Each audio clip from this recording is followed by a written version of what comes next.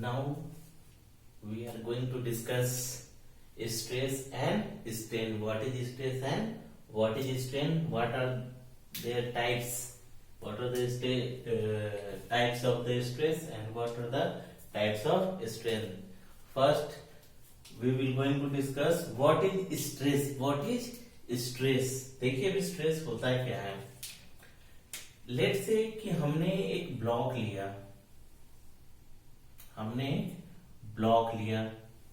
हमने क्या किया, उस पर एक लॉन्गिट्यूडनल फोर्स लगा दिया. ठीक है, एक लॉन्गिट्यूडनल फोर्स लगा दिया. फोर्स क्या है, देखो किसी ऑब्जेक्ट से जब दोनों अपोजिट डायरेक्शन में जा रहे हैं, जब दो फोर्स अपोजिट डायरेक्शन में लग रहे हैं, दोनों का डायरेक्शन अपोजिट है, तो ऐसे को टेंसाइल नेचर का कहते हैं, ऐसे को टेंसाइल फोर्स कहते हैं. ये पॉइंट ऑफ एक्शन से दोनों क्या होगा, अपोजिट एक्शन में होगा, तो ये क्या है, टेंसाइल फोर्स है. जबकि उस पॉइंट पर अगर दोनों सेम डायरेक्शन में लग रहे हैं फोर्स, अगर हम उस पॉइंट ऑफ ऑब्जेक्ट पर सेम डायरेक्शन में फोर्स लगा रहे हैं, तो ये जो फोर्स लगा है इसको कंप्रेसिव फोर्स बोल रहे हैं. हम क्या बोल रहे हैं, कंप्रेसिव फोर्स. इसको क्या बोल रहे हैं हम, कंप्रेसिव फोर्स. ठीक है, तो डायरेक्शन अलग है तो टेंसाइल, और एक ही डायरेक्शन में है तो कंप्रेसिव फोर्स. इसको आपको याद रखना है, इस फोर्स का नेचर को. ठीक है, तो देखो अभी क्या हो रहा है, हमने क्या किया, इस ऑब्जेक्ट पर एक टेंसाइल फोर्स लगाया.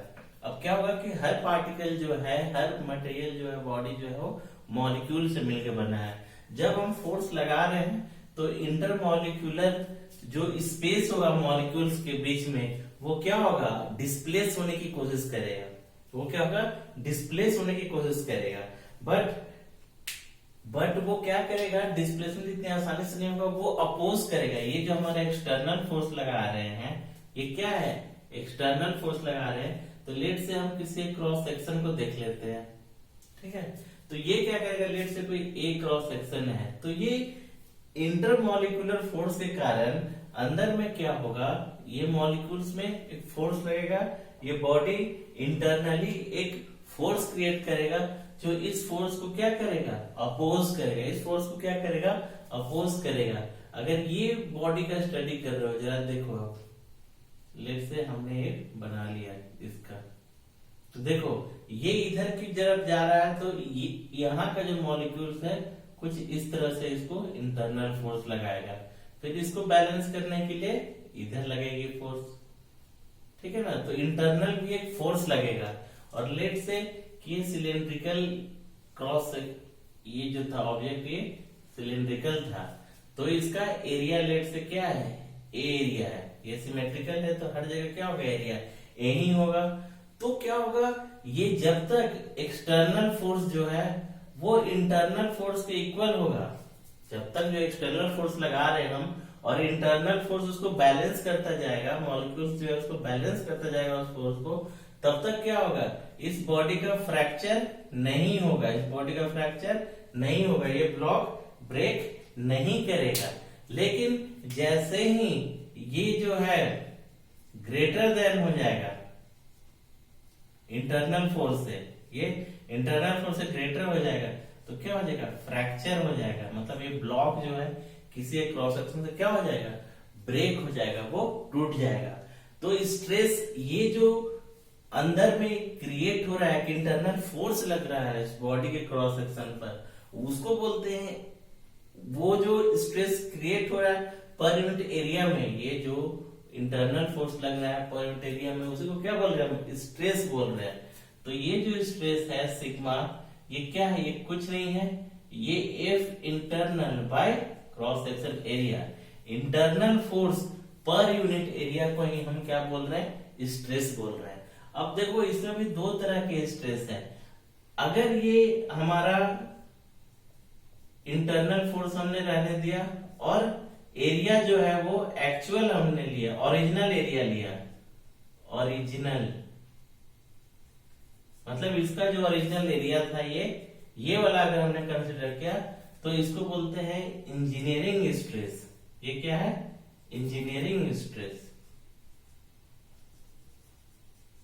इंजीनियरिंग स्ट्रेस जब हमने क्या किया, इसका जो ब्लॉक का ओरिजिनल क्रॉस सेक्शन था उसको हमने लिया तो क्या कहलाया, ये ऐसे को क्या बोला हमने, इंजीनियरिंग स्ट्रेस। बट क्या होगा जब आप इसको वाइड करोगे, जब इसको टेंसाइल फोर्स लगा के स्ट्रेच करोगे तो ये एरिया क्या होता जाएगा, आप खुद देखो ये क्या होगा, इसका लेंथ जो है वो चेंज होगा तो इसका एरिया भी क्या होगा, रिड्यूस होता जाएगा। लोड बढ़ाते जाएंगे हम, एरिया रिड्यूस होता जाएगा। तो यानी अगर हम उसका लिए हम जो इंटरनल फोर्स हो रहा है और एक्चुअल एरिया ले रहे हैं हम, एक्चुअल या हम बोल सकते हैं इंस्टेंटेनियस एरिया हमने लिया है, इंस्टेंटेनियस एरिया लिया, मतलब किसी उस टाइम पर उस पॉइंट पर क्या हो रहा है उसका एक्चुअल एरिया है, तो इसको बोलते हैं ट्रू स्ट्रेस। तो ये क्या होता है, ट्रू स्ट्रेस, एक्चुअल हमने लिया, ठीक है, तो वो क्या कहलाया, ट्रू स्ट्रेस। तो ये था स्ट्रेस, ये है स्ट्रेस। अब इसकी यूनिट देखिए, ये क्या है, फोर्स का क्या होता है न्यूटन और एरिया का मीटर स्क्वायर, तो क्या हो गया न्यूटन पर मीटर स्क्वायर या पास्कल। अब देखो कभी कभी ये क्वेश्चन पूछा जाता है कि प्रेशर भी जो होता है उसका भी यही होता है, force per unit area. But ये याद रखना प्रेशर के केस में ये एक्सटर्नल फोर्स होता है, प्रेशर के केस में ये एक्सटर्नल फोर्स होगा, लेकिन स्ट्रेस के केस में ये इंटरनल फोर्स होगा। ये डिफरेंस है जो अक्सर वाइवा वगैरह में भी पूछा जाता है, ये चीजें हमें याद रखनी है।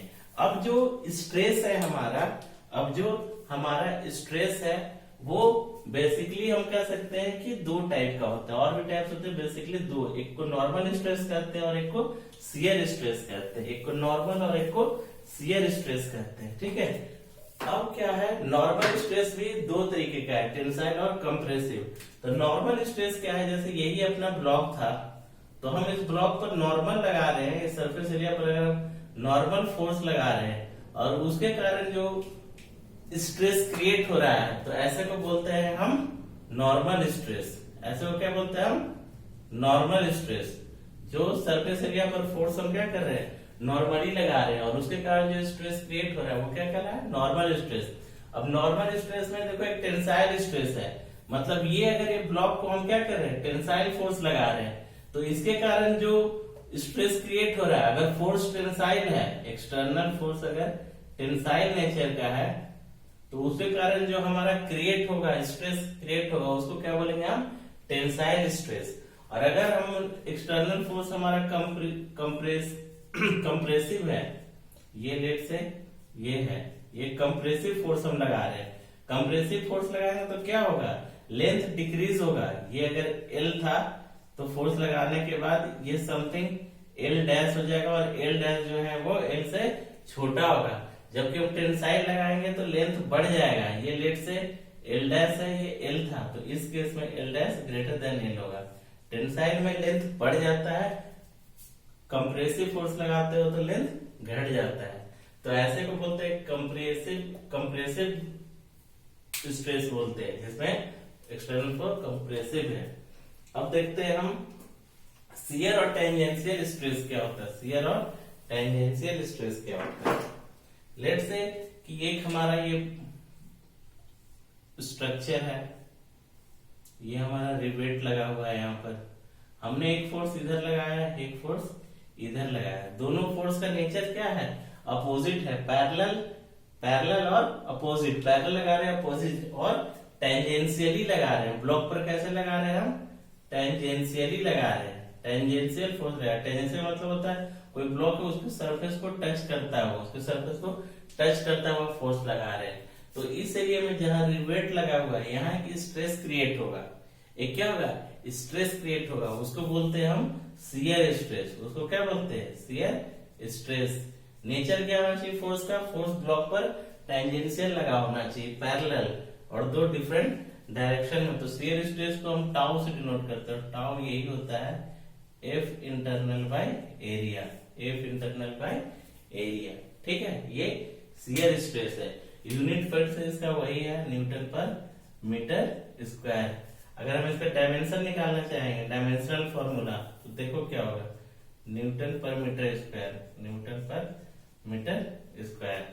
अब न्यूटन किसका, फोर्स का है, तो न्यूटन का यूनिट क्या होता है, केजी मीटर पर second square by metre square. इसको अरेंज करोगे तो KG metre second square metre square, 1 metre से मीटर कट गया तो क्या हो गया, KG by metre second square.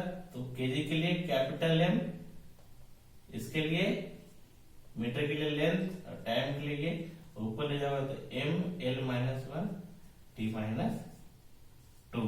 ये इसका डायमेंशनल फॉर्मूला हो गया स्ट्रेस का। ठीक है, नेक्स्ट अब हम देखते हैं कि what is strain. What is strain, strain को देखते हैं हम। अब जो हम देख रहे हैं वो किसको देख रहे हैं हम, स्ट्रेन को। इसको एप्सिलॉन से हम अब डिनोट करने वाले हैं। किसे डिनोट करने वाले हैं हम, एप्सिलॉन से। स्ट्रेन होता क्या है, ये कुछ नहीं है, deformation by original shape and size.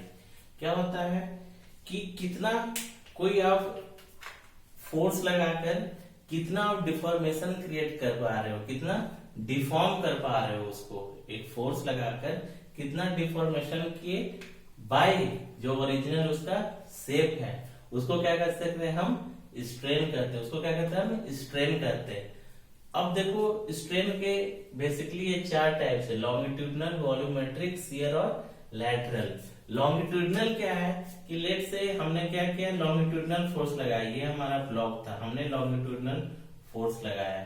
ठीक है, ये टेंसाइल नेचर का भी हो सकता है और कंप्रेसिव भी हो सकता है। ठीक है, तो जब ये फोर्स लगाओगे तो क्या होगा, ये लेट से कि ये इसका पोजीशन हुआ।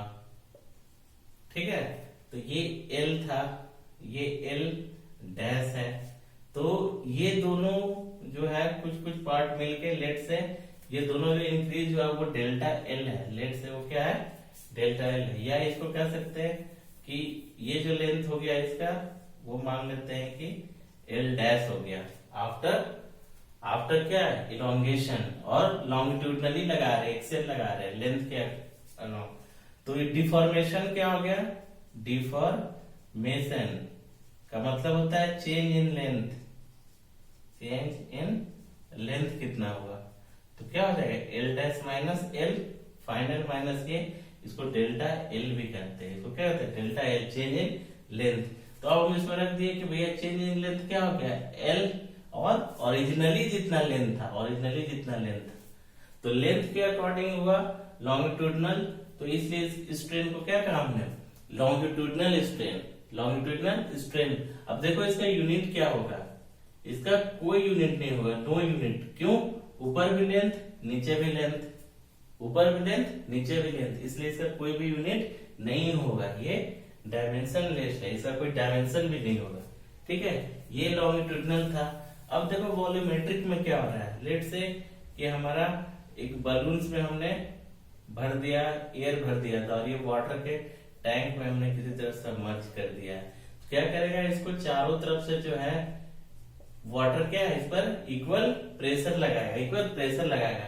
तो मानते हैं पहले इसका वॉल्यूम भी था, ठीक है ना। तो ये क्या करेगा, एयर प्रेशर को कंप्रेस करेगा, तो इसके वॉल्यूम में क्या होगा, चेंजेस होगा। तो वही वॉल्यूमेट्रिक होता है, ये लॉन्गिट्यूडनल था, एप्सिलॉन भी वॉल्यूमेट्रिक। तो ये होता है change in volume by original volume. कितना वॉल्यूम में चेंज हुआ, बाय ओरिजिनल वॉल्यूम, इसको बोलते हैं वॉल्यूमेट्रिक स्ट्रेन। तो दोनों वॉल्यूम है, नो यूनिट, तो ये कभी भी, क्योंकि डायमेंशन में ही चेंज है, ये दोनों डिफरेंस है। आप वॉल्यूम के ये में लो या कभी एरिया का चेंज होगा, जो भी चेंज होगा भाई ओरिजिनल, उसी को स्ट्रेन बोलते हैं। ठीक है, अब शियर स्ट्रेन क्या होता है, देखो आप, शियर स्ट्रेन इस केस में क्या होता है कि लेट से हमारा एक ब्लॉक है, शियर स्ट्रेन को हम देख रहे हैं। शियर अभी बताया कि कोई एक टेंजेंशियल फोर्स लगा देना है, टेंजेंशियल फोर्स इस सरफेस को टच करते हुए। तो जब सरफेस को टच करते हुए लगाएंगे तो जो डिफॉर्मेशन प्रोड्यूस होगा, तो इस केस में क्या होगा, अगर ये नीचे वाला फिक्स और लगा दिया तो एक क्या होगा, ब्लॉक कुछ ऐसे हो जाएगा। तो ये लेंथ L था और मानते हैं कि ये फाई एंगल बना लिया, ये फाई एंगल बना लिया। तो ये जो होगा हमारा शियर स्ट्रेन जो होगा, शियर स्ट्रेन जो होगा वो कितना फाइनल एंगल बनाया है भाई, ओरिजिनल लेंथ। ये जो एंगल ये बनाया भाई ओरिजिनल लेंथ, इसको कभी tan थीटा भी बोलते हैं, ठीक है ना।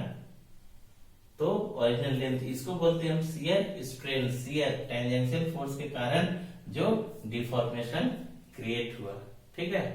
अब देखो अब हम करते हैं लैटरल की बात करते हैं हम। लैटरल क्या होता है, ये बड़ा ही इंपॉर्टेंट है। अब देखो जब हम लॉन्गिट्यूडनल कर रहे थे किसी चीज को, जरा ध्यान से देखना कि लेट से ये हमारा एक रेक्टेंगुलर बार था, हमने क्या किया, मान लो कि टेंजेंशियल फोर्स लगाया। हम किसकी बात कर रहे हैं, लैटरल की। जब हम टेंजेंशियल थे लगाया तो लॉन्गिट्यूडनल तो इसका लेंथ बढ़ रहा है, लॉन्गिट्यूडनली तो इसका लेंथ क्या हो रहा है, बढ़ रहा है। लेकिन ब्लॉक का क्या है, दो डायमेंशन है, देख रहे हो ना, एक ये भी और एक ये भी है। ये तो बढ़ेगा लेकिन इसका ये वाला पार्ट जो है, जरा गौर से देखो, ये तो बढ़ गया। ये मान लो ये लेंथ था, ये इसका ब्रेथ है, चौड़ाई है इसकी। तो क्या होगा, लेंथ तो बढ़ गया, एल तो एल डैश हो गया, L dash greater than L हो गया।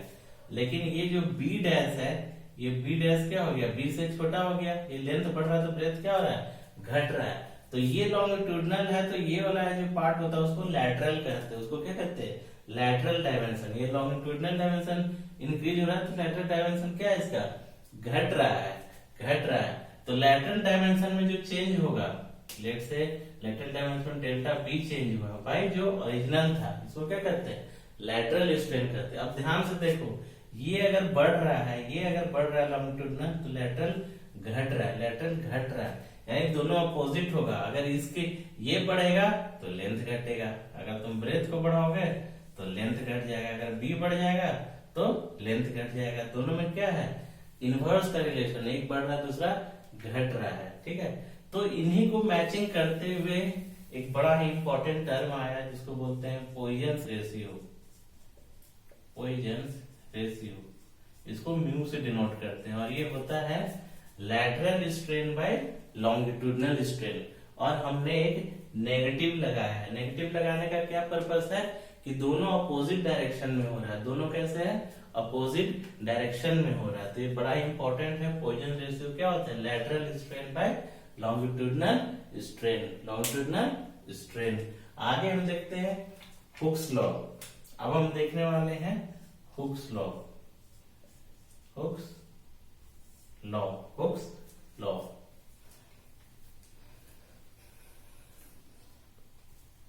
देखिए हुक्स लॉ क्या बोलता है, हुक्स लॉ क्या बोलता है।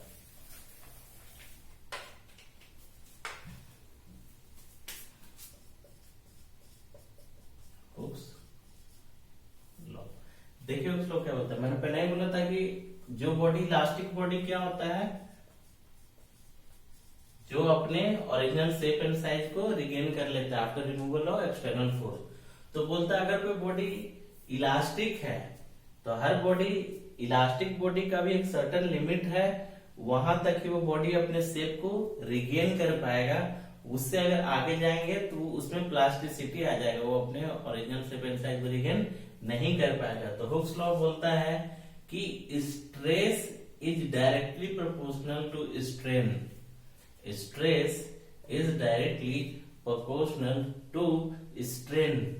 यानी लॉन्गिट्यूडनल, या ऐसे भी कहते हैं कि longitudinal stress is directly proportional to longitudinal strain, ठीक है। लेकिन टर्म हम यूज करते हैं stress is directly proportional to strain up to elastic limit, elastic limit, up to elastic limit of any material.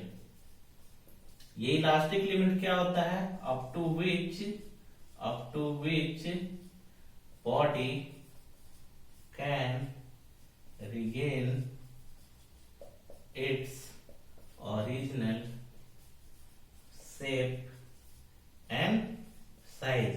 ये इलास्टिक लिमिट होता है, एक लिमिट होता है बॉडी का। आप रबड़ को भी स्ट्रेच करोगे तो लिमिट तक ही छोड़ने पर आएगा, उससे ज्यादा करोगे वो टूट जाएगा, फ्रैक्चर हो जाएगा। तो अप टू इलास्टिक लिमिट जो होता है स्ट्रेस डायरेक्टली प्रोपोर्शनल होता है स्ट्रेन का। इस प्रोपोर्शनलिटी को हटाओगे तो एक कांस्टेंट आया, इसको हमने बोला modulus of elasticity. Modulus of elasticity, ये जो कांस्टेंट है इसको क्या बोला हमने? मॉडुलस ऑफ इलास्टिसिटी और यंग्स मॉडुलस। यंग्स मॉडुलस, तो यंग्स मॉडुलस क्या हो गया? कभी कभी यंग्स मॉडुलस कैपिटल वाई से भी डिनोट करते हैं, ठीक है। तो यंग्स मॉडुलस क्या हो गया? Stress by strain. अच्छा यहाँ पे देखो ये यूनिट लेस है और ये क्या है? स्ट्रेस है, तो यंग्स मॉडुलस का भी यूनिट क्या हो गया? न्यूटन पर मीटर स्क्वायर। तो इसका डायमेंशन फॉर्मूला भी स्ट्रेस के डायमेंशन फॉर्मूला की तरह हो गया, ठीक है। तो ये होता है Young's modulus, stress by strain, ठीक है, स्ट्रेस बाय स्ट्रेन। अब हम इसी स्ट्रेस और स्ट्रेन को लेते हुए हम स्टडी करने वाले हैं स्ट्रेस स्ट्रेन ग्राफ।